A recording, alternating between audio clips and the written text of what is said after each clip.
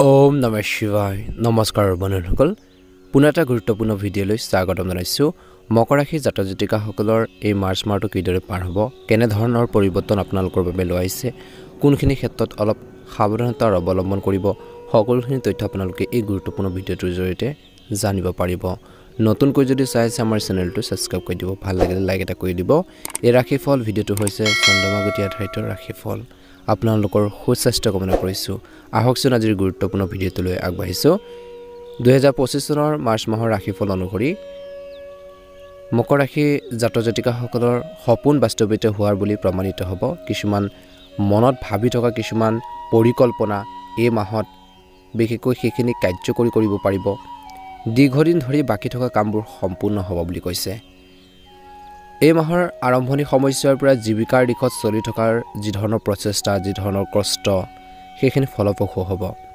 Career আৰু ব্যৱসায়ক আগুৱাই নিয়াৰ বাবে বহুত সুযোগ পাব বুলি কৈছে ভাল অপৰচুনিটি আহিব সুযোগ সুবিধা আপোনালোকৰ বাবে আহিব নিজৰ কেৰিয়াৰৰ ক্ষেত্ৰতে হওক বা ব্যৱসায়টোক আগুৱাই নিয়াৰ বাবে গ্ৰো কৰাৰ বাবে গতিকে সেই ধৰণৰ সুযোগ সুবিধাবোৰ হাতৰ পৰা কেতিয়াও যাবলৈ নিদিব বুলি কৈছে যোৱা কেইবা মাহো ধৰি আপুনি যি ধৰণৰ সপোন দেখি আছিল যি ধৰণৰ আপোনালোকে পৰিকল্পনা কৰিছিল এই মাহতে বাস্তৱায়িত হ'ব পাৰে বুলি কৈছে সেইখিনি সফল ৰূপ দিবৰ বাবে আপুনি যথেষ্ট পৰিমাণে কষ্ট কৰাও দেখা পোৱা যাব বুলি কৈছে কৰ্মৰ ক্ষেত্ৰত আপোনালোকৰ প্ৰতিভাৰ শলাগ ল'ব মানুহে সিনিয়ৰ আৰু জুনিয়ৰ উভয়ৰ পৰা আপোনালোকে সমৰ্থন সাপোৰ্ট পাব মাহৰ আৰম্ভণি সময়ত ৰাজনীতিৰ ক্ষেত্ৰত নতুন দায়িত্বৰ সমান্তৰাল কৰি কৈছে যে কিছু বৃহৎ পদবী বা সাফল্য লাভ কৰাৰ সম্ভাৱনা আছে কিছু লোক মাটি অট্টালিকা বা সম্পত্তিৰ লগত জড়িত বিষয়বোৰ আদালতৰ বাহিৰত নিষ্পত্তি কৰিলে ভাল হ'ব বুলি কৈছে যদি তেনেকুৱা ধৰণৰ সমস্যা বা তেনেকুৱা ধৰণৰ সিচুৱেশ্যন আহি পৰে গতিকে ধ্যান ৰাখিব কোনো জ্যেষ্ঠ বা শুভাকাংক্ষীৰ পৰামৰ্শ বা সমৰ্থন ঘৰুৱা সমস্যা সমাধানৰ ক্ষেত্ৰত অতি সহায়ক বুলি প্ৰমাণিত হ'ব এই মাহৰ মাজভাগত স্বাস্থ্য আৰু সম্পৰ্কৰ প্ৰতি অধিক গুৰুত্ব দিব নিজৰ হেল্থৰ প্ৰতি ধ্যান ৰাখিব সম্পৰ্কবোৰ ধৰি ৰাখিবৰ বাবে চেষ্টা কৰক কিবা এটা ভুল বুজাবুজি হ'লেও পাৰিবাৰিক ক্ষেত্ৰত সেইখিনি সমস্যাবোৰ বিশেষকৈ সমাধান কৰিবৰ বাবে চেষ্টা কৰিব নিশ্চয়কৈ উপকৃত হ'ব যদি আপুনি অংশীদাৰিত্বৰে যিকোনো কৰ্ম বা কামৰ পৰিকল্পনা আগবঢ়াই নিয়াৰ কথা ভাবিছে এই মাহত তেন্তে আইনীভাৱে সকলো স্পষ্ট কৰাৰ পিছতহে আগবাঢ়ক বুলি কৈছে নহ'লে ইন ফিউচাৰত বা ভৱিষ্যতে সমস্যাৰ সন্মুখীন হ'বলগীয়া হ'ব পাৰে প্ৰেমৰ সম্পৰ্কবোৰ আৰু বেছি মজবুত হৈ পৰিব বুলি কৈছে মাহৰ আৰম্ভণি সময়ত প্ৰেমৰ সম্পৰ্কবোৰ বিবাহলৈ পৰিণত হ'ব পাৰে কিছু লোকৰ বৈবাহিক জীৱনত থাকিব মাহৰ আৰম্ভণি সময়ত মধুৰতা এই মাহৰ দ্বিতীয় সপ্তাহৰ সময়খিনিত আপোনালোকে কেতিয়াও সাহস হেৰুৱাব নালাগে ৰামক পাহৰি নাযাব মহাদেৱক পাহৰি নাযাব এই সময়খিনিত কিন্তু আপোনালোকে ধ্যান ৰাখিব মাৰ্চ মাহৰ এই ৰাশিফল অনুসৰি বিশেষকৈ এই মাহত আপুনি আপোনালোকৰ জীৱনত বহুত অস্থিৰতা দেখিব বহুত সময়ত আপোনালোকৰ ভাগ্যৰ ৰেলগাড়ীখন থমকি ৰৈ যাব আগবাঢ়িও যাব কিন্তু আপুনি আপোনালোকৰ ধৈৰ্য আৰু আপোনালোকৰ জ্ঞানেৰে এই সকলোবোৰ পৰিস্থিতি অতিক্ৰম কৰিব পাৰিব কষ্ট কৰিব লাগিব হাৰ্ড ৱৰ্কিং কৰিব লাগিব মাহৰ আৰম্ভণি আৰু দ্বিতীয় সপ্তাহৰ এই সময়খিনিত আপোনালোকৰ স্বাস্থ্যৰ প্ৰতি বিশেষ গুৰুত্ব দিয়ক বুলি কৈছে এই সময়ছোৱাত আপুনি ঋতুভিত্তিক ৰোগৰ শিকাৰ হ'ব পাৰে কাহ চৰ্দি সমস্যাবোৰ বাঢ়িব পাৰে হেল্থৰ কিছু প্ৰব্লেম হ'ব পাৰে গতিকে ধ্যান ৰাখক কোনো দীৰ্ঘদিনীয়া ৰোগৰ পুনৰ সৃষ্টি হ'ব পাৰে বুলি কৈছে উৎখান হ'ব পাৰে কৰ্মৰ ক্ষেত্ৰত বিৰোধী আৰু জীৱনত গোপন শত্ৰুৰ পৰা বিশেষকৈ মাহৰ মধ্যভাগখিনিত আপোনালোকে অলপ সাৱধান হওক অৱশ্যে আপোনালোকৰ কঠিন সময়ত আপোনালোকৰ শুভাকাংক্ষী আৰু বন্ধু বান্ধৱীসকলে আপোনাক সহায় কৰিবলৈ সদায় সাজু থাকিব মাহৰ মাজভাগত পাৰিবাৰিক সুখ কমি যাব পাৰে কিবা এটা মিছ আণ্ডাৰষ্টেণ্ডিং হ'ব পাৰে গতিকে ধ্যান ৰাখক আপোনালোকৰ জীৱন সংগীৰ জেদীৰ মনোভাৱ আপোনালোকৰ এটা ডাঙৰ চিন্তাৰ কাৰণ হ'ব এটা ডাঙৰ চিন্তাৰ কাৰণ হৈ পৰিব পাৰে গতিকে ধ্যান ৰাখিব তেওঁলোকৰ জেদী স্বভাৱে কিন্তু ঘৰখনত কিবা এটা সমস্যাৰ সৃষ্টি কৰিব পাৰে সেইখিনি ক্ষেত্ৰত ধৈৰ্য বজাই ৰাখি সমস্যাখিনি সমাধানৰ বাবে চেষ্টা কৰক ল'ৰা ছোৱালীৰ ভৱিষ্যতক লৈ মনটো চিন্তিত হৈ পৰিব এই মাহত আৰ্থিক চিন্তাই আপোনালোকক অলপ আগুৰি ধৰিব পাৰে গতিকে সেইখিনিৰ সৈতে মোকাবিলা কৰি কষ্ট কৰি আগবাঢ়িব লাগিব অপ্ৰয়োজনীয় কামত টকা খৰচ কৰাৰ বাবে আপোনালোকৰ মনটো দুখী হৈ থাকিব ধনৰ লেনদেনৰ ক্ষেত্ৰত কিন্তু সাৱধান হওক এই মাহত ব্যৱসায়ীসকলে মাহৰ মধ্যভাগত বিশেষকৈ অলপ সাৱধান হ'ব লাগিব ধনৰ লেনদেনৰ ক্ষেত্ৰত সতৰ্কতা অৱলম্বন কৰিব লাগিব এই মাহত বিশেষকৈ ব্যৱসায় বা আপোনালোকৰ ঘৰখনতে হওক তৃতীয় ব্যক্তিৰ প্ৰৱেশে আপোনালোকৰ বৈবাহিক জীৱনতে হওক বা প্ৰেম জীৱনতে হওক বা ব্যৱসায় ক্ষেত্ৰতে হওক তিক্ততাৰ সৃষ্টি কৰিব পাৰে, খেলিমেলিৰ সৃষ্টি কৰিব পাৰে। গতিকে থাৰ্ড পাৰ্চন ব্যক্তিক ইনভলভ নকৰিব আপোনালোকৰ ব্যৱসায়ত হওক প্ৰেম জীৱনতে হওক। একেলগে বহি যিকোনো ধৰণৰ ভুল বুজাবুজি আপোনালোকে সমাধানৰ বাবে চেষ্টা কৰক। কিবা এটা যদি প্ৰেমৰ ক্ষেত্ৰতে হওক বা বৈবাহিক জীৱনতে হওক, পাৰিবাৰিক ক্ষেত্ৰতে হওক, ঘৰখনতে হওক কিবা এটা সমস্যা চলি আছে, সেইখিনি একেলগে বহি কেনেকৈ সমস্যাবোৰ সমাধান কৰিব পৰা যায়। গতিকে ধ্যান ৰাখক সেইখিনি ক্ষেত্ৰত। আনৰ পৰা শুনা কথাবোৰ কিন্তু এই মাহত টোটেলি বিশ্বাস নকৰিব। গতিকে বেলেগে আপোনালোকৰ সম্পৰ্কবোৰ বেয়া কৰিব পাৰে, ব্যৱসায়ত সমস্যাৰ সৃষ্টি কৰিব পাৰে। গতিকে আপোনালোকে এই মাহত আনৰ কথা শুনি পেলাই যিকোনো সিদ্ধান্ত, যিকোনো ডিচিজন তৎক্ষণাত ল'ব নালাগে। গতিকে এই কথাটোৰ প্ৰতি কিন্তু মনত ৰাখিব।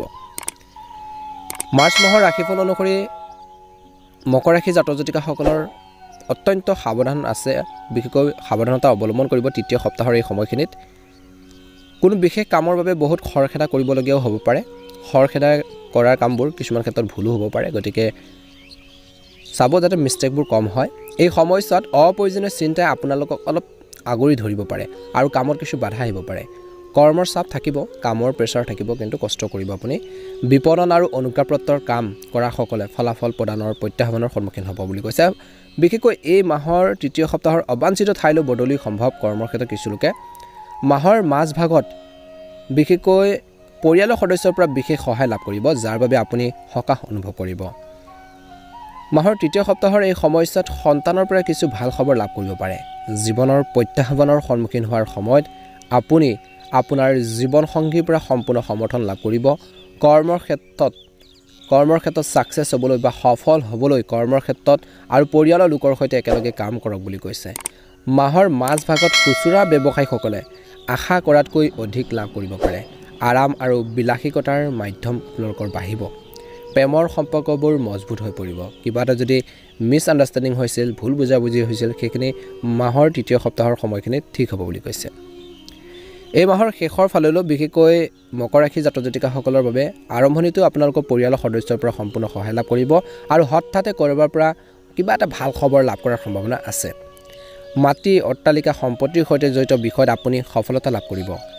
আগতে বিনিয়োগ ক'ৰবাত যদি টকা পইচা বিনিয়োগ কৰি থৈ দিছিল, টকা পইচা আপোনালোকে লগাই থৈ দিছিল, সেইখিনিৰ পৰা বিশেষকৈ ধন লাভ কৰাৰ সম্ভাৱনা আছে। কিন্তু মাহৰ শেষৰ ফাললৈ কৰ্মৰ ক্ষেত্ৰত অতি সাৱধানে কাম কৰাৰ প্ৰয়োজন আছে।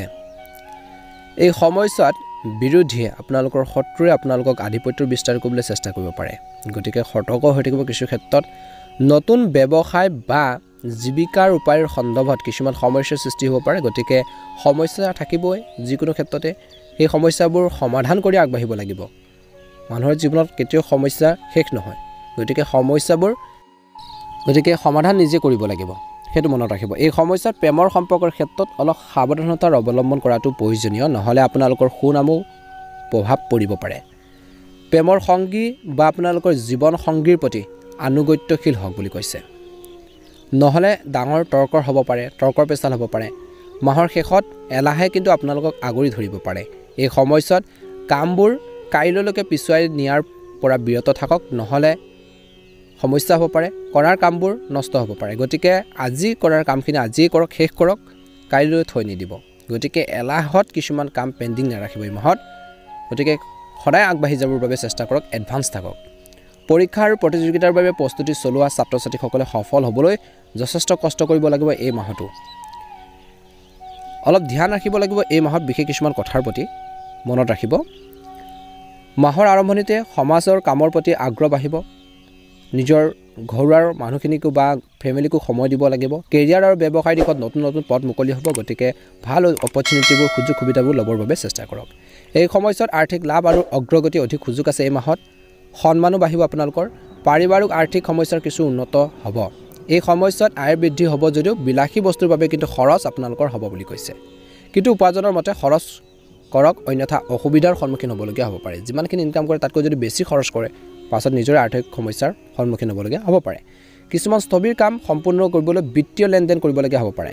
ধনৰ লেনদেনৰ সময়ত কিন্তু কাগজৰ একাউণ্টবোৰ সম্পূৰ্ণৰূপে ক্ৰমবদ্ধ কৰি ৰাখক। মাহৰ তৃতীয় সপ্তাহটোত ঘৰতে সম্পূৰ্ণ হ'ব পাৰে শুভ কামো।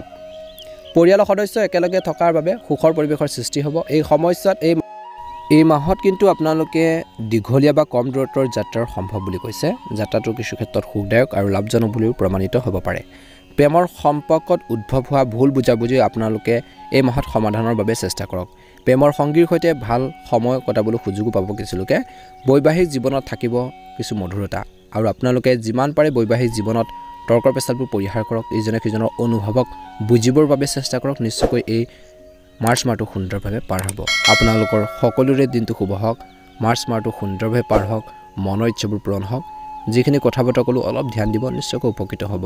আপোনালোকৰ সুস্বাস্থ্য কামনা কৰিছোঁ। মহাদেৱৰ কৃপাত আপোনালোকৰ দিনবোৰ শুভ হওক। ওম নমঃ শিৱায়, ওম নমঃ শিৱায়, ওম নমঃ শিৱায়।